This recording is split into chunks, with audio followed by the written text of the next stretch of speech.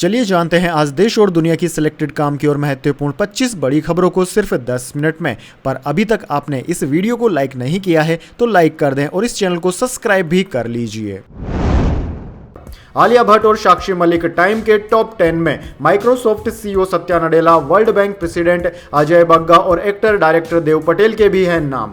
जी हां दोस्तों, time magazine ने बुधवार को 2024 के लिए दुनिया के 100 प्रभावशाली हस्तियों की लिस्ट जारी की। इसमें actress Alia Bhatt, wrestler Sakshi Malik, world bank के अध्यक्ष अजय बग्गा, माइक्रोसॉफ्ट के सीईओ सत्या नडेला और एक्टर डायरेक्टर देव पटेल का नाम भी शामिल है। दोस्तों, लिस्ट में अमेरिका के energy loan program office director Jigar Shah, खगोल विज्ञान और येल विश्वविद्यालय में फिजिक्स की प्रोफेसर प्रियानंदा नटराजन भी शामिल है। इसके अलावा भारतीय मूल की रेस्तरां मालकिन अस्मा खान और दिवंगत रूसी विपक्ष नेता एलेक्सी नवलिनी की पत्नी यूलिया नवलनाया को भी जगह दी गई है। चलिए दोस्तों, जान लेते हैं इसके बाद अगली बड़ी खबर। नाराज मुख्यमंत्री मोहन यादव रोड शो छोड़कर निकले, रास्ते में खराब हुआ प्रचार रथ, सुरक्षा कर्मियों को देना पड़ा धक्का। जी हां दोस्तों, मध्य प्रदेश के भिंड में बीजेपी प्रत्याशी संध्या राय का नामांकन दाखिल करवाने पहुंचे मुख्यमंत्री मोहन यादव का रोड शो फ्लॉप हो गया। यहां रोड शो के दौरान बीच रास्ते में ही चुनावी रथ खराब हो गया। रथ को आगे बढ़ाने के लिए सुरक्षा कर्मियों ने धक्का भी दिया, लेकिन आगे नहीं बढ़ सका। इस बात से नाराज होकर सीएम बीच रास्ते में ही रोड शो को छोड़कर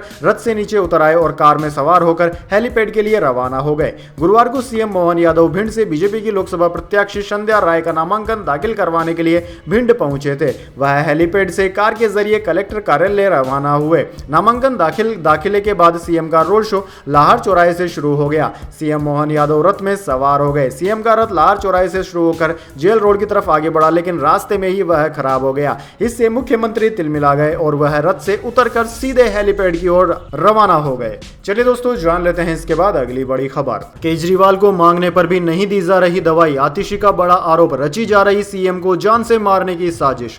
जी हां दोस्तों, सीएम अरविंद केजरीवाल पर ईडी द्वारा घर का खाना खाकर जानबूझकर अपनी शुगर बढ़ाने का आरोप लगाने के बाद अब इस मामले में आम आदमी पार्टी की तरफ से भी जवाब दिया गया है। दिल्ली सरकार में मंत्री आतिशी ने कहा कि ईडी ने कोर्ट में अरविंद केजरीवाल के जेल में चीनी वाली चाय पीने, मिठाई खाने का झूठा आरोप लगाया। आतिशी ने कहा कि अरविंद केजरीवाल द्वारा बार बार मांगने पर भी उनको इंसुलिन नहीं दी जा रही है। केजरीवाल अपने डॉक्टर से वीडियो कॉन्फ्रेंस करना चाहते हैं तो ईडी उसका भी विरोध कर रही है, क्योंकि आप लोग केजरीवाल को जान से मारना चाहते हैं। आतिशी ने दावा किया कि बीजेपी चुनाव में अरविंद केजरीवाल को नहीं हरा पाई, इसलिए उनकी जान लेने का षड्यंत्र रचा जा रहा है। हर व्यक्ति जानता है कि बीते 30 साल से अरविंद केजरीवाल को शुगर की बीमारी है और वे हर रोज अपने शुगर को कंट्रोल में करने के लिए 54 यूनिट इंसुलिन लेते हैं। किसी भी डॉक्टर से पूछ लीजिए कि इतनी मात्रा में इंसुलिन वही व्यक्ति लेता है जिसे बहुत गंभीर शुगर की बीमारी हो।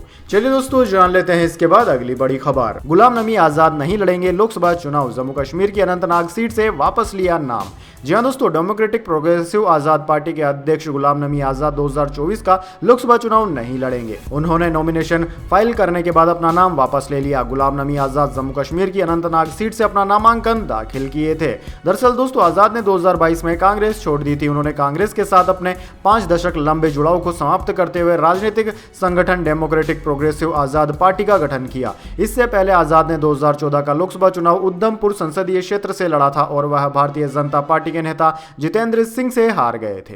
चलिए दोस्तों, जान लेते हैं इसके बाद अगली बड़ी खबर। 21 राज्यों की 102 सीटों पर वोटिंग आज। 2019 में भाजपा 40, डीएमके 24, कांग्रेस 15 और अन्य ने 23 सीटें जीती थी। जी हां दोस्तों, 2024 लोकसभा चुनाव के फर्स्ट फेज में शुक्रवार यानी कि 19 अप्रैल आज 21 राज्यों और केंद्र शासित प्रदेशों की 102 सीटों पर वोटिंग हो रही है। 2019 में इन सीटों पर सबसे ज्यादा भाजपा ने 40, डीएमके ने 24, कांग्रेस ने 15 सीटें जीती थी, अन्य को 23 सीटें मिली थी। चुनाव आयोग के मुताबिक इलेक्शन के पहले फेज में कुल 1625 कैंडिडेट्स मैदान में हैं। इनमें से 1491 पुरुष और 134 महिला उम्मीदवार हैं। इनमें महिलाएं केवल 8% हैं। चलिए दोस्तों, जान लेते हैं इसके बाद अगली बड़ी खबर। नेस्ले के बेबी फूड्स में एक्स्ट्रा शुगर, केंद्र ने कहा जांच कराई जाएगी। कंपनी के शेयर 3% गिरे, 8,137 करोड़ का हो गया नुकसान। जी हां दोस्तों, नेस्ले के प्रोडक्ट आपने भी खाए होंगे। अगर आपके घर में छोटे बच्चे हैं तो आपने जरूर नेस्ले के बेबी फूड्स को अपने बच्चों को जरूर दिया होगा। लेकिन दोस्तों, एक चौंकाने वाली खबर आई है कि नेस्ले के ये जो फूड्स हैं यह बच्चों के लिए ज्यादा सही नहीं माने गए। इनमें शुगर की मात्रा बहुत ज्यादा आई है। ऐसी ही एक रिपोर्ट कुछ दिन पहले बॉर्नविटा के लिए आई थी। बॉर्नविटा को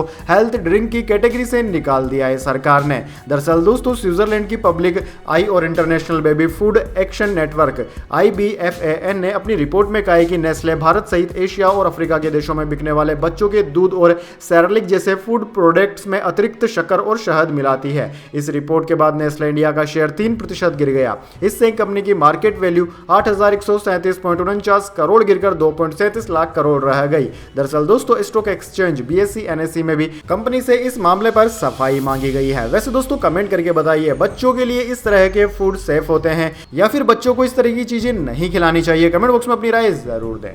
चलिए दोस्तों जान लेते हैं इसके बाद अगली बड़ी खबर। नारायण राणे का फिर से महाराष्ट्र का CM बनने का ख्वाब अधूरा, अब लोकसभा में पहुंचने के लिए मशक्कत।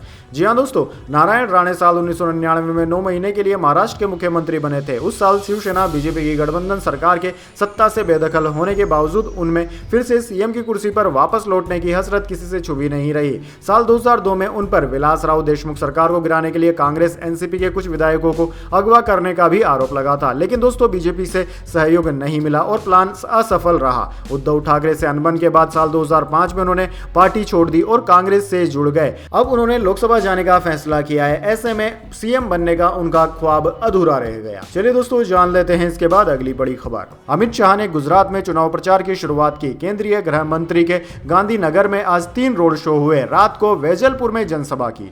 जी हां दोस्तों, गांधीनगर लोकसभा सीट से BJP उम्मीदवार और केंद्रीय गृह एवं सहकारिता मंत्री अमित शाह 19 अप्रैल को नामांकन फार्म भरने जा रहे हैं। इससे पहले उनके गांधीनगर लोकसभा के अंतर्गत तालुकाओं में 3 रोड शो हुए। दोस्तों अमित शाह ने कांग्रेस नेता राहुल गांधी के आरोपों पर जवाब देते हुए कहा कि जब उन्हें कांग्रेस ही गंभीरता से नहीं लेती है तो आप क्या ले रहे हैं। इस बार प्रधानमंत्री मोदी 400 पार लोकसभा सीटों के साथ एक बार फिर से प्रधानमंत्री बनने जा रहे हैं। चलिए दोस्तों जान लेते हैं इसके बाद अगली खबर।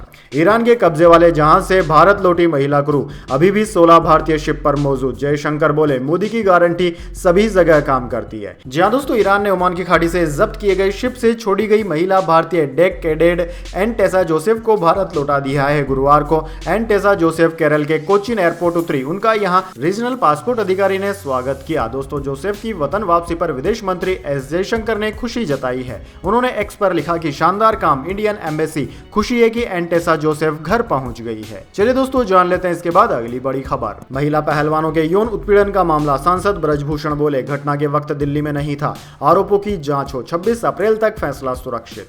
जी हां दोस्तों, केसरगंज उत्तर प्रदेश के सांसद और WFI wrestler federation of India के पूर्व अध्यक्ष ब्रजभूषण शरण सिंह गुरुवार को दिल्ली के रावज एवेन्यू कोर्ट पहुंचे। अदालत ब्रजभूषण के खिलाफ यौन उत्पीड़न मामले में आरोप तय करने के लिए फैसला सुनाने वाली थी। हालांकि ब्रजभूषण का दावा है कि घटना के वक्त 7 सितंबर 2022 को वे दिल्ली में नहीं थे, इसलिए इन आरोपों की जांच की जाए। उन्होंने CDR की कॉपी भी मांगी। दलीलों की बाद कोर्ट ने 26 अप्रैल तक के लिए फैसला सुरक्षित रख लिया है। दिल्ली पुलिस ने इस मामले में जून 2023 में ब्रजभूषण के खिलाफ चार्जशीट दायर की थी। उनके खिलाफ धारा 354, 354A, 354D और 506 के तहत आरोप लगाए गए हैं।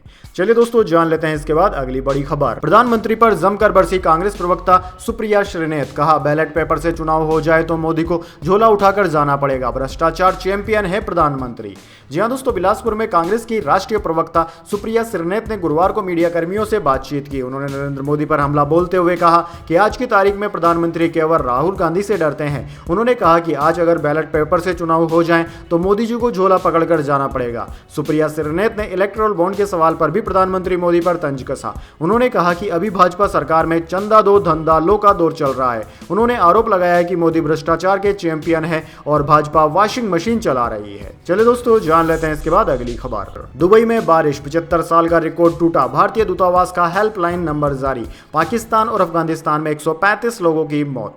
जी हां दोस्तों, पाकिस्तान, अफगानिस्तान और कई खाड़ी देशों में पिछले 4 दिनों से हो रही बारिश के कारण हालत खराब हो गए हैं। UAE में बारिश ने 75 सालों का रिकॉर्ड तोड़ दिया। दुबई में बाढ़ जैसे हालात देखते हुए वहां मौजूद भारत के वाणिज्य दूतावास ने हेल्पलाइन नंबर जारी किया है। वहीं पाकिस्तान और अफगानिस्तान में बारिश की वजह से बाढ़ आ गई है। अब तक इस बाढ़ से 135 लोगों की मौत की खबर है। इनमें से 70 लोग अफगानिस्तान में तो वहीं 65 ने पाकिस्तान में दम तोड़ दिया। ओमान में भी बाढ़ के चलते 20 लोगों की मौत की खबर है। चलिए दोस्तों जान लेते हैं इसके बाद अगली बड़ी खबर। इजराइल पर हमला ईरान को पड़ा महंगा, US ब्रिटेन ने ड्रोन कंपनियों पर नए प्रतिबंध लगाए। जी हां दोस्तों, अमेरिका और ब्रिटेन ने गुरुवार को ईरान पर ताजा प्रतिबंध लगाए हैं। बहरहाल यह चिंता बढ़ गई है कि तेहरान का इजराइल पर अभूतपूर्व हमला मध्य पूर्व में एक बड़ी जंग को भड़का सकता है। अमेरिकी वित्त विभाग के विदेश मंत्री नियंत्रण ऑफिस ने ईरान में 16 लोगों और 2 संस्थाओं को निशाना बनाया। ये कंपनियां 13 अप्रैल को इजराइल पर हमले में इस्तेमाल किए गए ड्रोन के इंजन को बनाती है। अमेरिका ने इस्पात उत्पाद में शामिल 5 कंपनियों और ईरानी